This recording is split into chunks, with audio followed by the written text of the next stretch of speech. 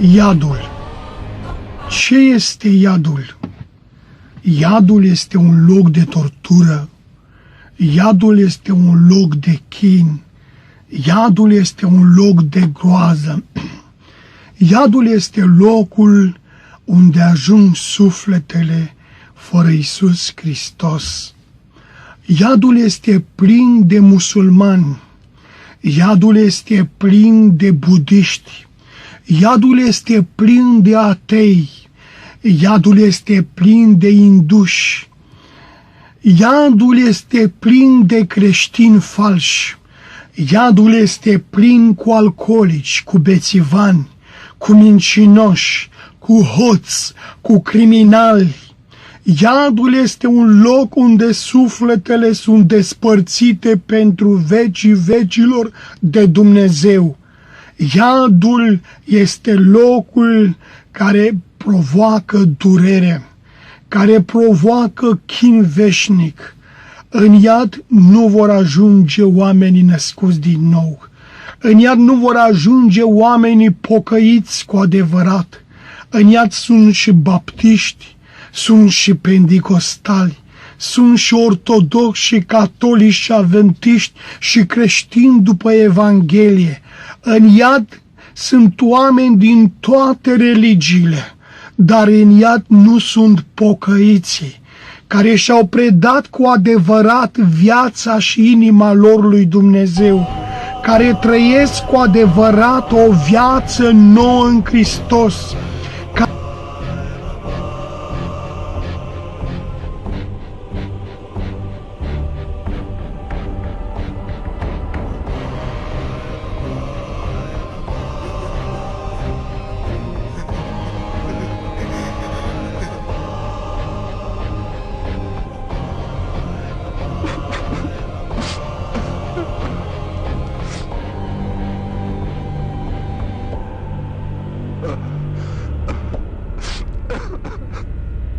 ลากตัวมันไป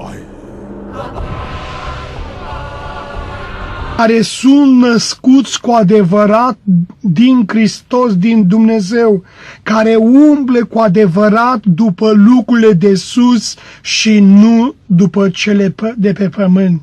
Dragul meu, vrei tu să ajungi în iad? Vrei tu să ajungi în locul acesta de temut? Vrei să ajungi în locul acesta de unde nu vei mai ieși niciodată și unde vei fi pentru vecii vecilor? După 1.000.000 de ani tu ești acolo, după 50 de milioane de ani tu ești acolo, după miliarde de ani tu ești acolo. Dragul meu, locul acesta este pentru vecii vecilor. Vrei tu din pricina minciunii să ajungi acolo?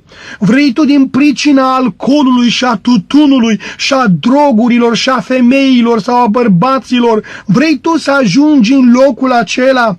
Din pricina lesbianismului, din pricina homosexualismului, din pricina...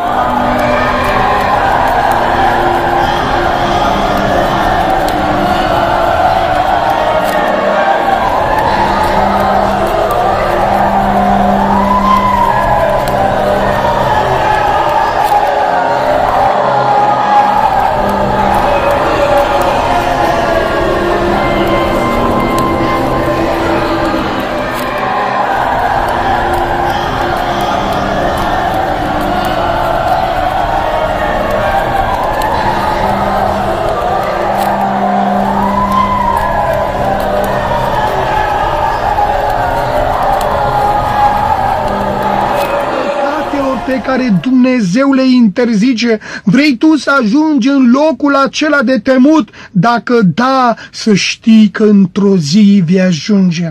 Mai devreme sau mai târziu te vei pomeni și te vei trezi în flăcările iadului. Vrei să scapi de acest loc îngrozitor? Vrei să scapi de acest loc înfricoșat? Aleargă acum la Iisus Hristos. Predă-ți viața ta în întregime lui Dumnezeu. Cheamă-L pe Iisus Hristos ca Domn și Mântuitor în viața ta și trăiește viața ta conform cuvântului Dumnezeu.